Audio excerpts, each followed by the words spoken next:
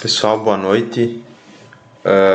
Eu vou fazer essa videoaula para a gente trabalhar aquele exercício do pilar intermediário que nós tínhamos começado na última aula, tá? Então, na nossa última aula, nós já tínhamos feito essa etapa em que a gente viu os dados do pilar. Nós vimos que, por ser um pilar que tinha continuidade de vigas em ambos os sentidos, ele era considerado um pilar intermediário, né? E que os momentos iniciais de primeira ordem aplicados ao pilar eram nulos, tá? Então, nós tínhamos visto que no enunciado, né, no pilar intermediário, concreto C 20 MPa, aço CA 50, o D', que a gente vai ver daqui a pouco, é 4 centímetros. Os majoradores do concreto e os minoradores do concreto e o majorador das forças, né, 1.4. O minorador do aço, 1.15. Era um pilar que era biapoiado no topo e na base, uma estrutura de nós fixos e sem esforços transversais atuantes.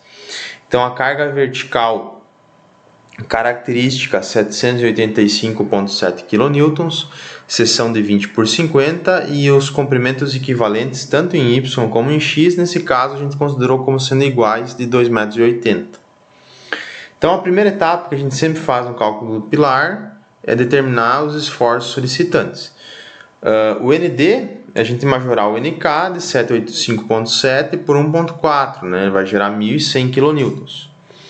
Os momentos iniciais de primeira ordem, como eu já tinha falado para vocês, por ser um pilar intermediário, ele não vai existir momentos iniciais de primeira ordem. Lembrando que o momento inicial de primeira ordem é o momento que a viga gera no pilar, ou por existir alguma carga excêntrica no elemento. Tá? Então, lembra que eu fiz aquele exercício no F-Tool para mostrar para vocês que a viga propagava momentos ao pilar. Tá? Então, nesse caso aí, a gente considera que, como tem continuidade das vigas, os momentos iniciais de primeira ordem são nulos. Nós também tínhamos feito o índice de esbeltez real, né, do pilar, para a gente saber a esbeltez em cada direção, saber onde existe maior probabilidade de acontecer uma flambagem. Então, nós vimos que para X, a direção X, que seria essa direção aqui, ó, do pilar, pessoal, ele é menos esbelto, ele tem uma esbeltez de 19,4. E na direção Y, ele já é mais esbelto, ele tem uma esbeltez de 48,5. Então, a probabilidade, né, digamos, existe uma maior facilidade de acontecer uma flambagem no sentido Y. Tá? Vimos também momento fletor mínimo, que nós já tínhamos visto em sala. Lembra que se a gente adota o momento fletor mínimo, a gente não precisa fazer a verificação da excentricidade acidental. Então, o momento mínimo tem essa equação que é bem simples, ND vezes 0,015 mais 0,03H. Lembrando que o H aí tem que entrar como metros. Tá? Fazendo o cálculo, a gente encontra que o momento mínimo em X de primeira ordem, momento mínimo de primeira ordem, é 33 kN vezes metro. A excentricidade mínima nesse sentido é essa parte que está na parte entre parênteses. O momento é força vezes distância, então aqui está a força, aqui está a distância, né? A excentricidade. Então a excentricidade mínima em X, a parte que está entre parênteses, é 3 centímetros. Mesmo processo para a direção Y. A gente encontra um momento um pouco mais baixo, de 23,1 kN vezes metro, e uma excentricidade em torno de 2,1 centímetros, excentricidade mínima. O que a norma nos traz, pessoal? Que a gente, a partir desses momentos mínimos, pode traçar uma envoltória mínima de primeira ordem. Então, aqui eu trouxe para vocês a figura que a norma traz, a 6118, e vou passar para essa envoltória como a gente traçaria essa envoltória, e depois lá no final eu posso passar para vocês qual que é o objetivo da gente construir essa envoltória, tá? Então aqui, para a construção da envoltória, a gente tem a equação aqui, tá? O momento mínimo que a gente calculou anteriormente, que foi esses valores aqui, ó, 33 kN vezes metro e 23,1 kN vezes metro, eles vão entrar na parte inferior da nossa equação da envoltória. Então, como está aqui embaixo, ó, em x é 33 kN vezes metro, o momento mínimo, e em y é 23,1 kN vezes metro. Tá? Então, é uma equação simples da envoltória. Eu adiciono aqui os valores de momentos mínimos para x e para y. E na parte superior são as nossas incógnitas. Tá? Essa equação aqui tem que ser igual a 1. Então, vai gerar a nossa envoltória de primeira ordem. Mas daí o que acontece? Como que eu traço essa envoltória? De que maneira que eu faço isso? Aqui está o processo. A gente tem a equação da envoltória, tá? Eu vou construir o ponto zero, é um ponto que a gente vai utilizar, e o ponto maior seria os de 33 kN vezes metro. Isso porque eu estou adotando, ó, pessoal, pontos de referência em x para determinar valores em y. Posso fazer o inverso, posso determinar valores em y para daí encontrar valores em x, tá? Então, o que acontece? Eu vou dividir o espaço, porque a gente sabe que o momento mínimo em x é 33. Então, para fazer a nossa envoltória, eu vou usar pontos de 0 até 33, e tendo esses valores aqui, eu vou encontrando valores para y, para encontrar os pares e conseguir traçar o gráfico. Tá? Então, o número de dados que eu vou dividir fica a critério nosso. Se é por exemplo, um software que a gente está construindo, quanto maior o número de dados, mais bonita, né? Mais coerente vai ficar a nossa envoltória. Como a gente está fazendo aqui manualmente, praticamente, a gente vai adotar alguns pontos. Então, eu dividi em 9 partes, que resultam em 10 pontos. Então, o que eu fiz? Eu dividi 33 kN vezes metro em 9 partes. Então, cada parte vai ser somado 3,67 kN vezes metro. Então, o ponto 1 é 0, o outro ponto é 3,67, o ponto 3 é 3,67 mais 3,67, dá o 7,33, e assim por diante até a gente chegar em 33 kN vezes metro. Então, a gente tem nossos pontos em x, e a gente vai encontrar os pontos em y. Tá? Então, eu só substituo aqui, ó, o valor de x e isolo para encontrar o valor de y. Então, para cada ponto, aqui eu fiz para 2, né, o ponto 0 e ponto 3,67, eu jogava o valor de x e encontrava o valor de y. Tá? E aqui eu construí, né, os pontos y, estão aqui nesse lado. Vejam, pessoal, quando o meu ponto for 0 para x, vai dar o meu valor máximo para y, que é os 23,1. E quando for um valor máximo de x, dá o valor mínimo para y, 0. Tá? E esse aqui é só um dos quadrantes da envoltória. Tá? A gente construiu esse quadrante aqui, ó.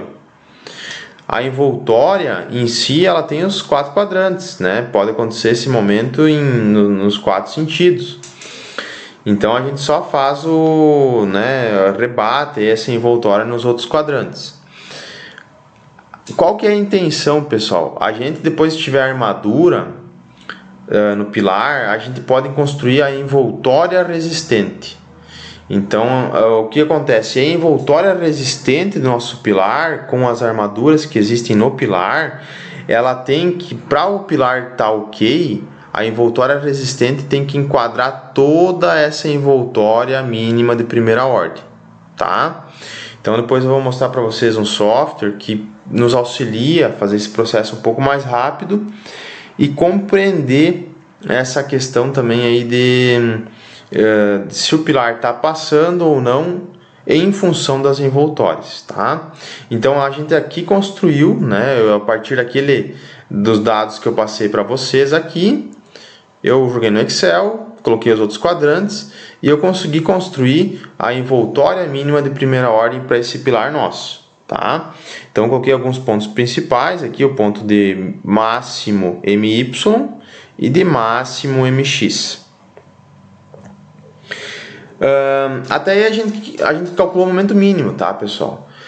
O que a gente tem que lembrar? Que todo pilar a gente tem que avaliar se é necessário calcular os esforços de segunda ordem locais.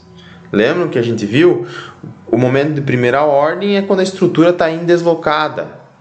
E o momento de segunda ordem é aquele momento que agrega ao momento de primeira ordem no momento que a estrutura passa a ter uma deformação. Então, o que nós vamos fazer agora? A gente vai calcular a esbeltez limite para avaliar se é necessário ou não calcular a segunda ordem. Então, para isso, a gente tem aqui a equação da esbeltez limite, tá? Aquela equação que eu já tinha passado para vocês, lambda 1 igual a 25 mais 12,5 E1 sobre H dividido pelo alfaB. Os limites desse lambda 1 é entre 35 e 90. Nós vamos fazer para a direção X e para a direção Y. Vamos avaliar cada direção separadamente. Então, pensando na direção X agora, a excentricidade E1 inicial na direção X, a gente sabe que é zero. As vigas, por ser um pilar intermediário, não estão propagando nenhum momento ao pilar. E nem existe carga excêntrica. O que a gente sabe é que existe uma excentricidade mínima, que a gente calculou, e ela tem 3 centímetros de excentricidade mínima. Tá? Então, nesse cálculo da esbeltez limite, normalmente a gente adota a maior entre esses dois valores, entre a excentricidade inicial e a excentricidade mínima. Tá? Alguns autores, pessoal, fecham sempre pegam apenas a excentricidade E1 inicial. Tá? Nesse caso seria zero. E alguns autores utilizam a excentricidade mínima nesse cálculo, tá? Então aqui tem uma divergência um pouco na literatura. Nós em sala a gente vai adotar esse raciocínio, vai avaliar a excentricidade inicial, a excentricidade mínima e vai adotar a maior entre eles. Então nesse caso aí vai prevalecer os 3 centímetros. O nosso HX ele tem o valor de 50 centímetros. Calculando a esbeltez limite em x, que é o lambda 1x, a gente vai encontrar 25,75. Por ser menor do que 35, a gente define a esbeltez limite em x como sendo 35. Tá? Sempre tem que estar entre 35 e 90. O que acontece? A esbeltez na direção X, a gente já calculou lá no início, e ela tinha um valor de 19,4. Então, aqui, como que a gente sabe se precisa ou não calcular a segunda ordem no pilar? Olhando aqui, ó, pessoal, a esbeltez limite é 35. Sempre que a minha esbeltez superar a esbeltez limite, eu preciso considerar efeitos de segunda ordem locais. Então, olhando aqui o nosso cálculo, como 19,4 ainda fica abaixo de 35, a gente não precisa considerar esforços de segunda ordem locais nessa direção X, tá? Eu esqueci de falar para vocês, aqui tem o alfaB, né? O alfaB aqui embaixo, que deu o valor de 1. Por que disso? Vamos avaliar aqui. Como um pilar classificado como pilar intermediário, os momentos iniciais de primeira ordem são nulos, que eu já tinha falado para vocês. Para o cálculo da esbeltez limite, a gente adota o diagrama de momentos iniciais de primeira ordem para avaliar o alfaB. Para essa condição de momentos mínimos, pessoal, a gente sempre acaba fazendo isso aqui, ó, considerando o momento mínimo, tracionando a mesma fibra do pilar, porque é a pior condição possível, tá? Diferente se atuasse, por exemplo, o momento mínimo tracionando essa fibra e aqui embaixo tracionando a fibra oposta.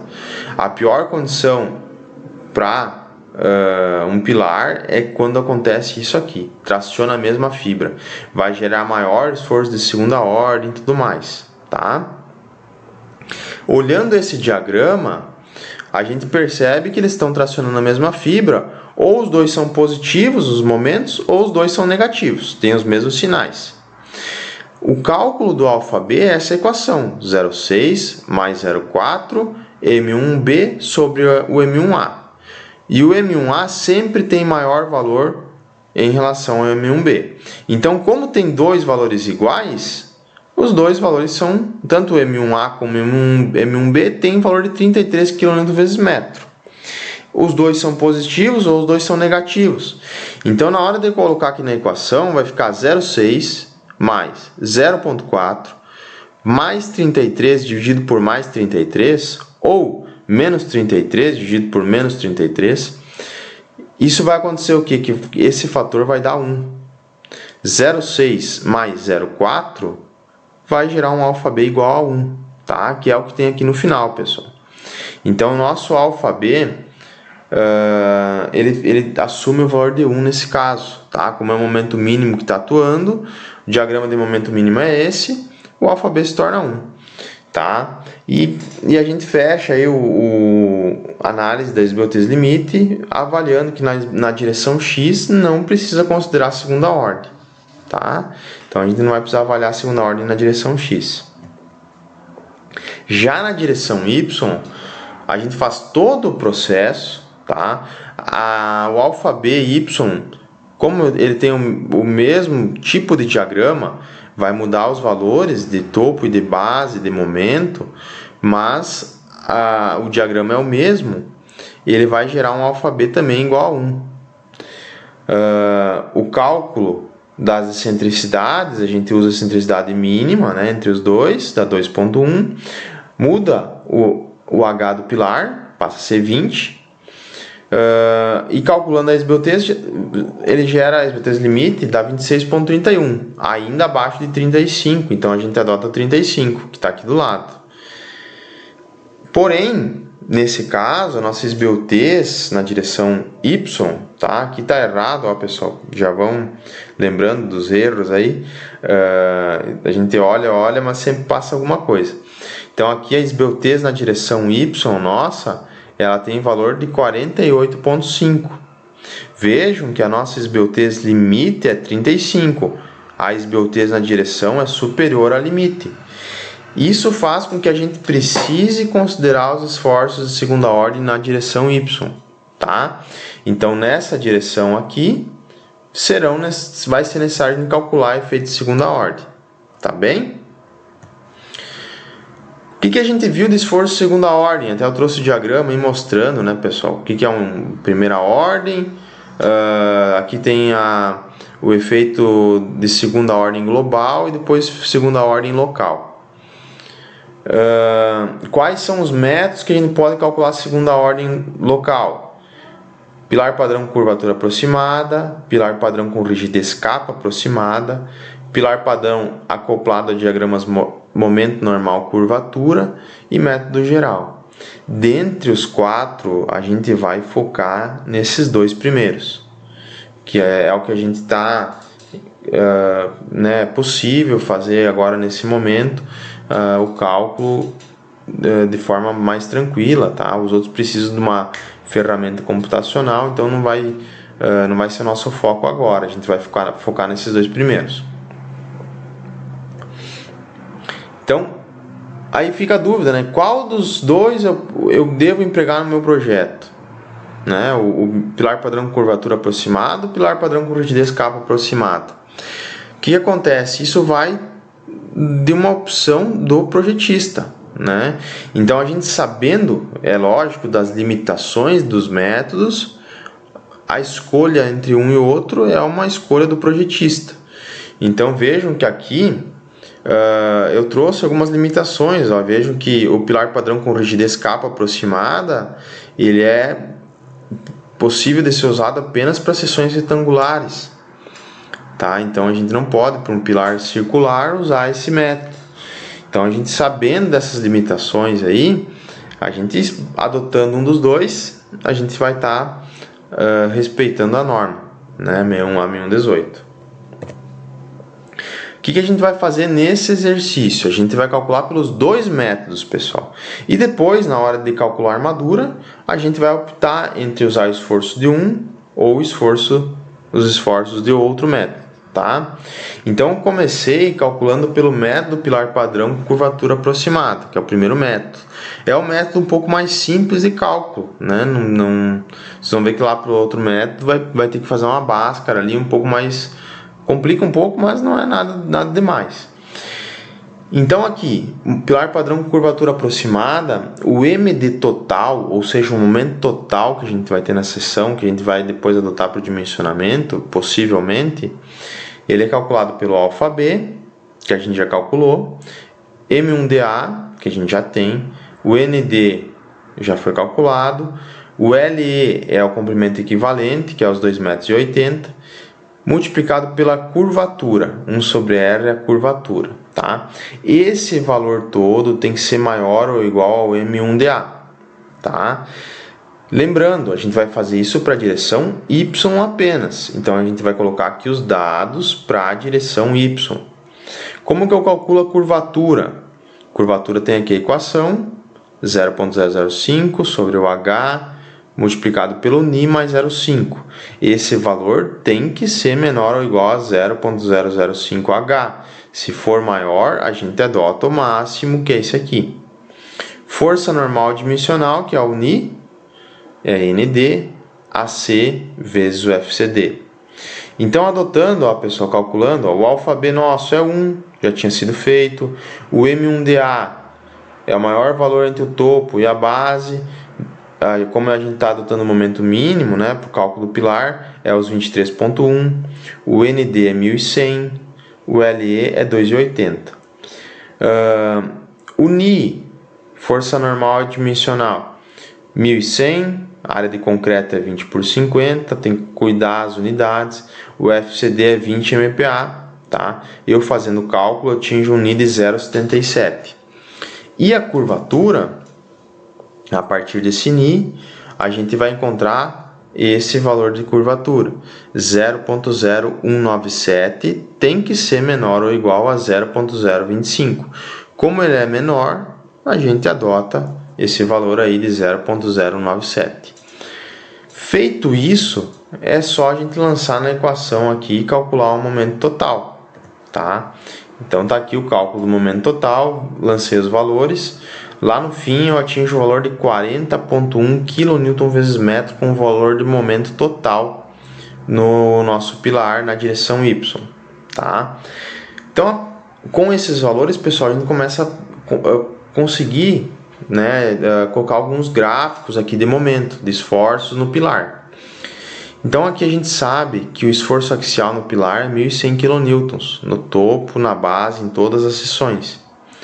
Os momentos na direção X, nós já vimos que não tem momento de segunda ordem. Então, os momentos de primeira, só vai existir momentos de primeira ordem.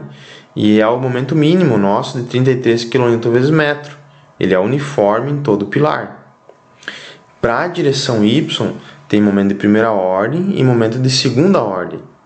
Tá? Então, aqui, qual que é o momento de primeira ordem? É o momento mínimo, de 23,1 kN vezes metro.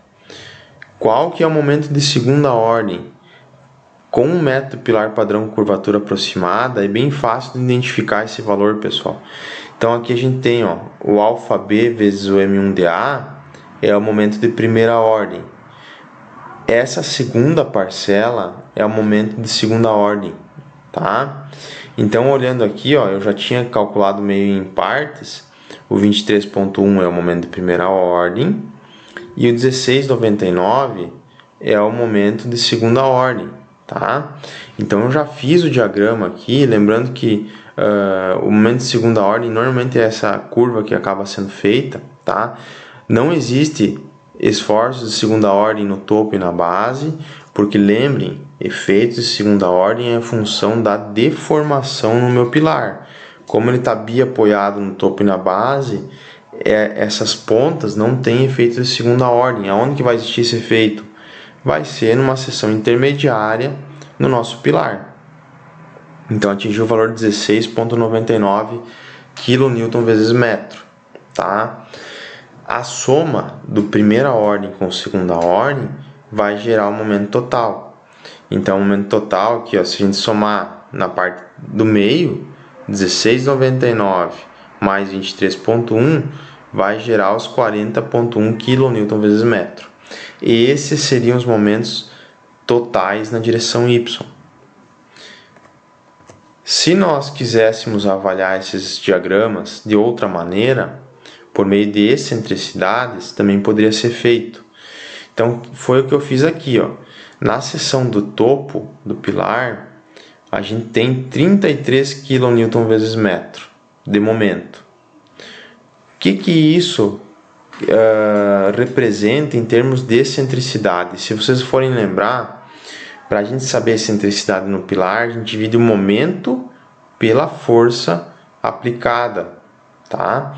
Então, se eu tenho um momento de 33 kN vezes metro e eu divido pelo esforço axial existente, que é 1.100 kN, a gente vai encontrar uma excentricidade em X com um valor de 3 centímetros no topo.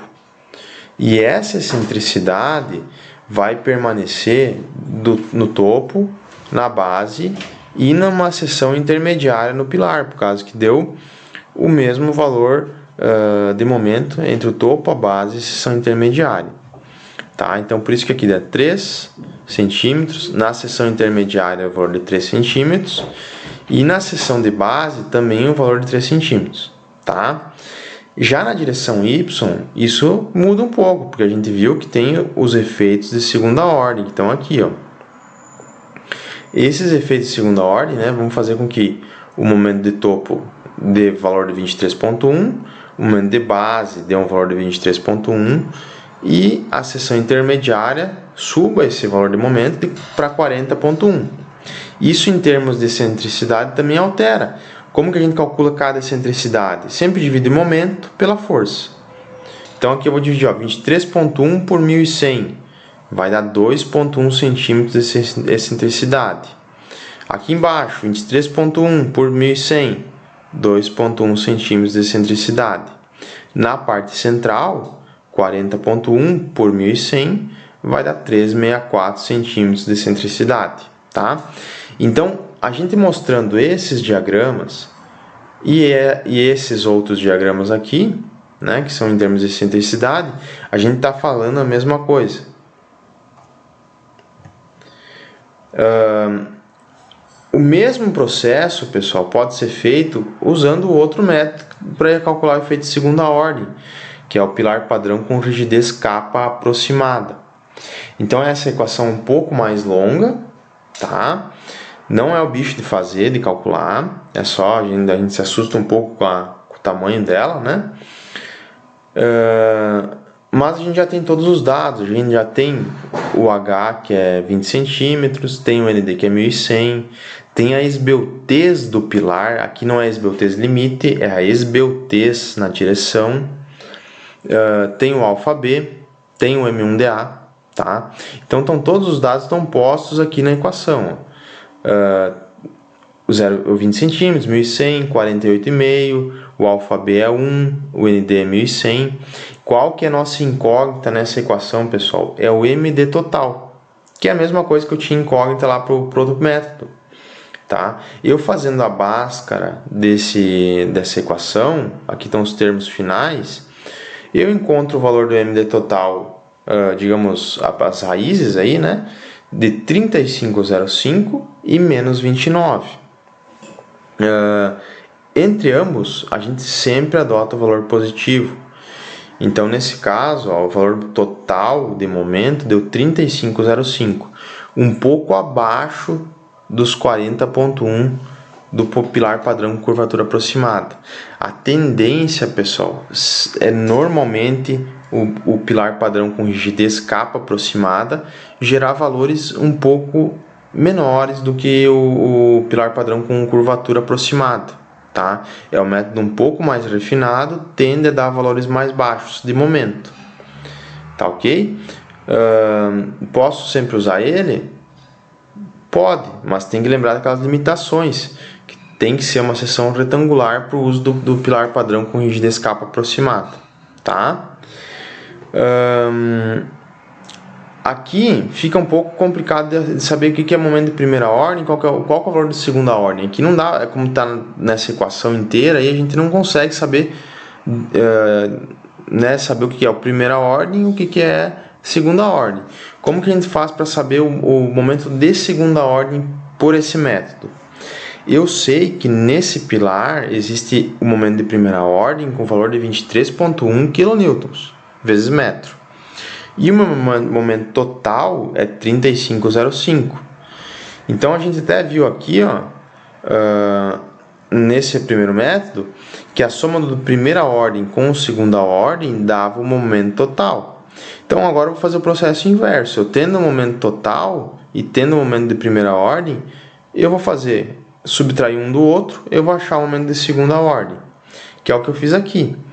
35,05, momento total, descontei o momento de primeira ordem, eu encontrei o momento de segunda ordem com valor de 11,95 kN vezes metro.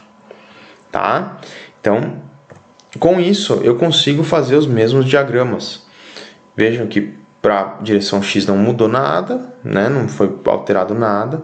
Para a direção Y mudou os efeitos de segunda ordem e os momentos totais, tá? Que é outro método, lógico, vai mudar.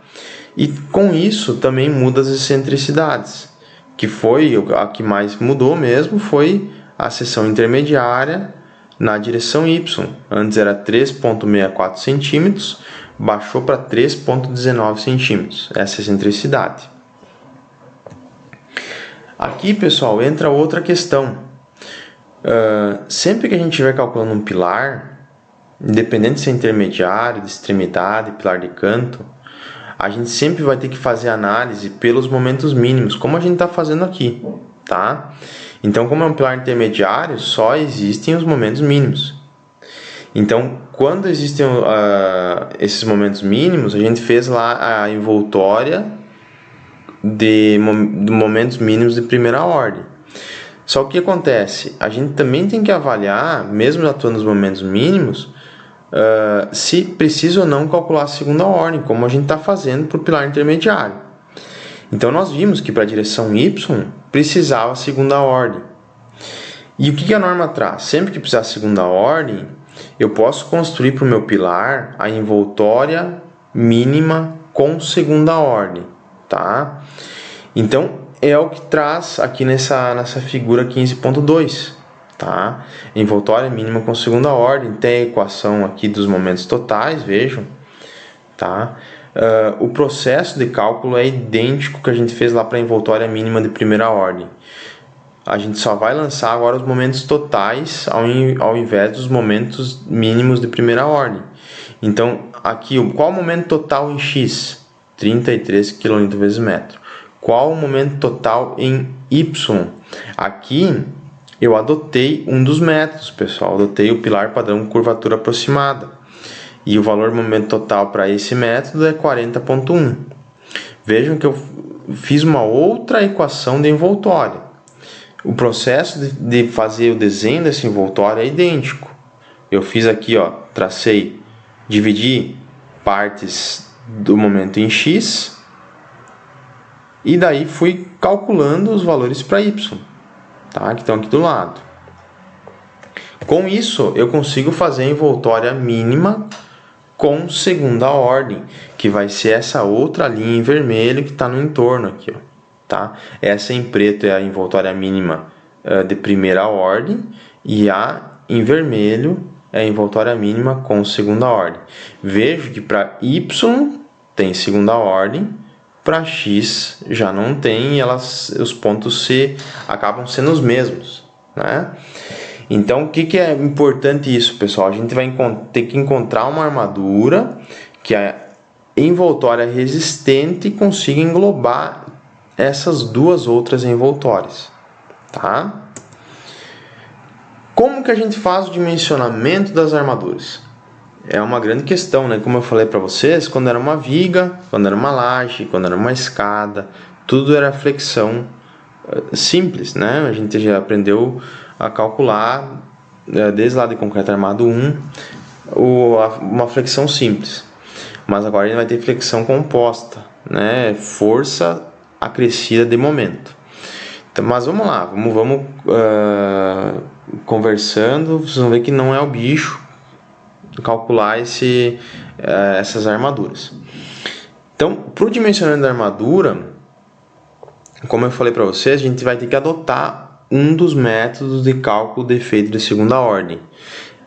Da mesma forma que eu adotei para construir a envoltória, eu vou adotar para calcular a armadura o mesmo método que é o pilar padrão curvatura aproximada. Então eu trouxe aqui no lado direito as excentricidades para esse método, na seção de topo, na seção intermediária e na seção de base. Tá? O que a gente faz, pessoal, para o cálculo da armadura? A gente vai avaliar a seção de topo, intermediário e seção de base, sempre. Essas 3 seções, e vai avaliar quais as piores situações para a gente calcular a armadura. Tá? Talvez não fique claro, talvez a gente precise calcular para 3, 4 seções a armadura e a partir disso calcular a armadura para cada uma delas e daí adotar a pior condição. Tá? Aqui só vejam, pessoal, por ser um pilar intermediário, vejo que sempre dá uma flexão composta reta. Sempre vai existir excentricidade ou momento em um sentido apenas. Para o pilar de extremidade e de canto, a gente vai ver depois que isso pode alterar um pouco, tá? Principalmente no pilar de canto. Então aqui, ó, olhando o nosso pilar na seção de topo, em X 3 cm, em Y 2.1. Na base se repete essa configuração. E na seção intermediária, em X 3 cm e em Y 364. Não fica difícil da gente ver que a pior condição para Y é a seção intermediária, que é onde existe o efeito de segunda ordem.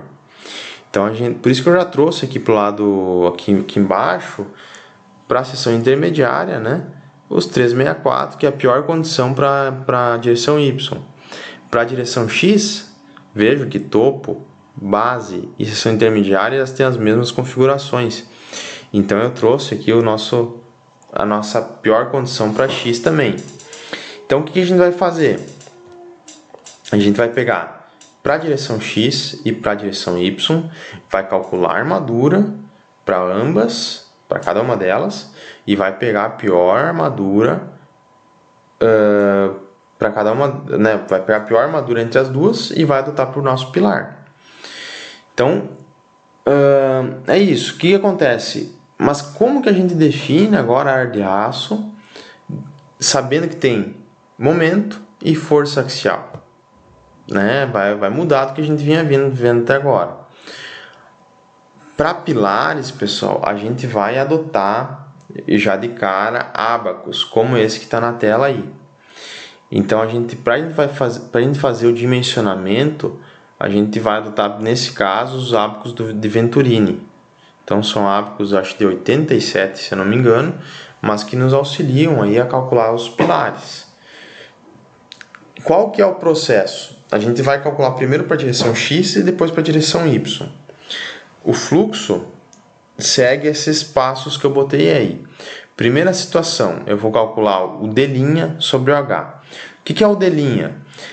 É digamos, a distância da face do concreto até o centroide da minha armadura. Então, seria a distância aqui, ó, da face do concreto até o centroide dessa minha armadura aqui. Então, nesse caso, eu já tinha passado para vocês que é em torno de 4 centímetros, esse D'. Como a gente está calculando em X, né, vejo que aqui, ó,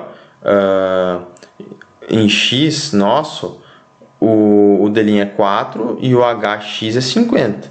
Então, fazendo divisão por 4 por 50, dá um valor de 0,08.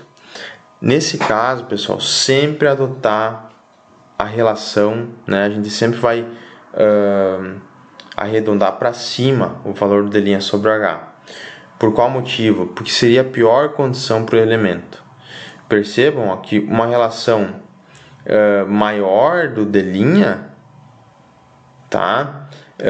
Corresponde a um valor maior da relação D' sobre H. E tendo um D' maior, é como se a armadura tivesse mais interna no pilar. E uma armadura mais interna, a gente vai precisar ter mais área de aço para suportar o esforço. Tá? É que nem uma viga. Quando a gente tem uma altura útil menor, eu preciso ter mais área de aço para suportar o esforço. Para o pilar é a mesma coisa. Se eu tiver um D' maior, eu preciso ter mais armadura para sustentar o esforço. Então, por isso, essa relação sempre jogar para cima. Tá? Os nossos ábacos aqui, vejam que eles aumentam às vezes de 0,05, 0,1, 0,15. Então, sempre joguem para cima esse valor. Segunda etapa, definição do ábaco conforme a excentricidade e a disposição das armaduras. Como é um pilar de 20 centímetros, possivelmente as armaduras vão estar nas laterais. A gente não vai ter tanta armadura aqui nessa face aqui. Então, por isso, eu já coloquei aqui uma linha contínua, como se as armaduras estivessem distribuídas nessa face. Tá? Além disso, vejam que a minha excentricidade, pessoal, ela está em X. Como está essa linhazinha aqui, em azul, na direção X. Tá? Essa é a excentricidade que existe. Vejam que a linha da armaduras nossa, né, ela está paralela à minha excentricidade. Então, o que acontece? A gente tem que procurar um ábaco que corresponda a essa situação. Esse ábaco que está aqui no quadro, vejo que não corresponde, porque a minha excentricidade, aqui está a excentricidade, está perpendicular ao padrão das minhas armaduras. Então, não é o ábaco correto. Eu vou mandar o ábaco para vocês, também vocês vão ver que tem vários ábacos, é bom vocês darem uma olhada, se tiverem alguma dúvida vocês me chamam. Mas o ábaco para essa condição, D' sobre o H de 0,1 e essa configuração de barras e excentricidade é o A25, que está aqui, D' sobre o H 0,1, barras, armaduras paralelas à excentricidade, é o que a gente busca. Tá? Feito isso, definir o ábaco a partir do D' sobre o H e da posição das armaduras e excentricidade, a gente calcula os valores do Ni e do Mi. Toda tabela, todo ábaco vai ter aqui embaixo a equaçãozinha do Ni e do Mi e do ômega, que a gente já vai ver. Calculei o Ni, que já tinha sido calculado, deu 0,77. Lá no pilar padrão curvatura aproximada, a gente precisou calcular o Ni. E o Mi, eu calculo com base no momento, na direção X, e o meu HX, que é o 0,5, 50 centímetros. Então, 0,77 para Ni, e o Mi deu 0,046. Para facilitar, nesse caso, eu arredondei para 0,05. Tá? A variação que vai dar não vai ser tão grande.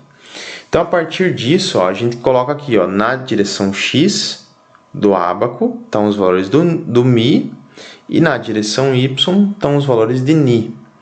Então, eu traçando aqui 0,05 e 0,77, tá? Divide aqui, aqui vejam 0,7 aqui 0,8. Então, eu dividi aqui no AutoCAD, encontrei, ou se estiver calculando com o ábaco na mão, né, faz a verificação na mão mesmo. Então, 0,77, e a gente vai encontrar um ponto. Esse ponto está entre as curvas. Tá? O que são essas curvas? É o ômega que nos interessa para calcular a área de aço. Então, nesse caso, vejam que a gente está entre a curva de 0 e 0,1, porque ela aumenta de 0,1, 0,2, 0,3. Então, eu achei mais ou menos o valor de 0,05. Não precisa ser perfeito, 100% certo. Tá? A gente tenta extrair o valor mais próximo aí do real. Tá? Com esse valor do ômega, eu tenho a equação do ômega aqui. Ômega igual a área de aço vezes FYD dividido pelo AC vezes o FCD. Eu isolo o AS e eu encontro o meu valor da área de aço, 1,64 centímetros quadrados. tá? Então essa é a armadura para a direção X. Vamos fazer o cálculo para a direção Y. O processo é idêntico, pessoal. O D' sobre o H agora muda, por causa que o meu HY, que eu vou adotar, ele bateu 0,2, nesse caso não precisa arredondar, tá? Já está o valor inteiro, o valor certinho, né? 0,2, né? Inteiro. Defino o ábaco, nesse caso, vejo que mudou. Eu tenho as minhas armaduras dispostas perpendicular à minha excentricidade. Então agora a gente vai bater pelo ábaco A4, que no próximo slide vai estar mostrado. Então eu vou mostrar para vocês. Calculo o Ni, mesmo valor, e o Mi agora altera, por causa que o meu MD, para essa excentricidade 364, ele dá 40,1 kN/m, e o meu HY é 0,2.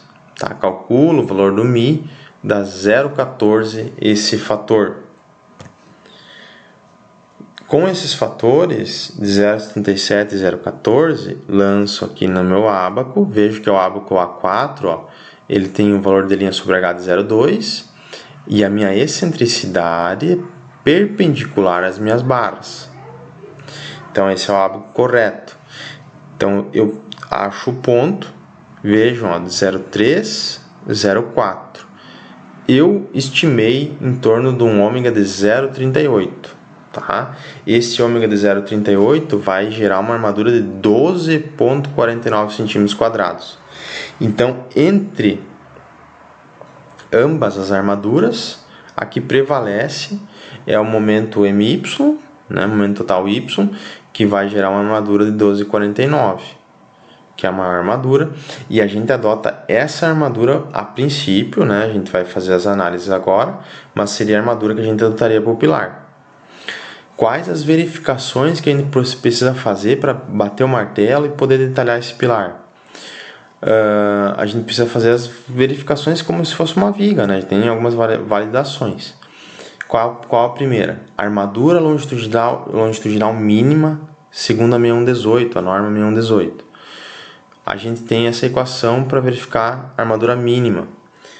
A armadura mínima é 0,15 ND sobre FYD e tem que ser maior ou igual a 0,4% da área de concreto. Então, fazendo o cálculo, o ND nosso é 1.100, o FYD é 50 por 1,15. Então, fiz o cálculo nessa equação, deu 3,8 cm².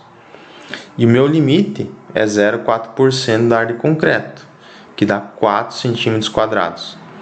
Então, entre ambos, eu iria prevalecer os 4 cm². Mas vejam que a nossa armadura calculada deu maior, 12,49. Então, a gente está já atendendo essa armadura mínima para esse nosso pilar. A armadura mínima, ok. A armadura máxima, né? Pode acontecer a gente ter um pilar muito armado, né? E a gente teria que ter que redimensionar a seção. Qual que é esse valor da armadura máxima? É em torno de 8% da área de concreto. Mas o que a norma fala ali? 8% na região de emendas. Então tem que lembrar o seguinte, ó, o pilar aqui chega na laje e em cima tem um outro trecho de pilar. Nessa região aqui existe o transpasse. Lembra que a gente faz o engarrafamento dos pilares, chega a outra armadura do lance superior e é feito o encaixe de ambos os pilares e é feito amarração e depois concretagem. Então 8% é na região de transpasse. Na região normal, né, na região fora de emendas, é 4% da área de concreto. Então foi o cálculo que eu fiz aqui, eu considerei 8% na região de transpasse, ela geraria uma armadura máxima de 80 cm². Como a gente vai adotar 12,49 a princípio, a gente tem que lembrar que vai ter a emenda, né, transpasse, e ela vai dobrar essa armadura, por causa que vai um pilar se acoplar ao outro. Então essa armadura vai ir para 25 cm². Vejam que a gente está ainda uma certa folga da armadura máxima aí longitudinal, tá? Diâmetro mínimo e máximo da armadura longitudinal segundo a norma.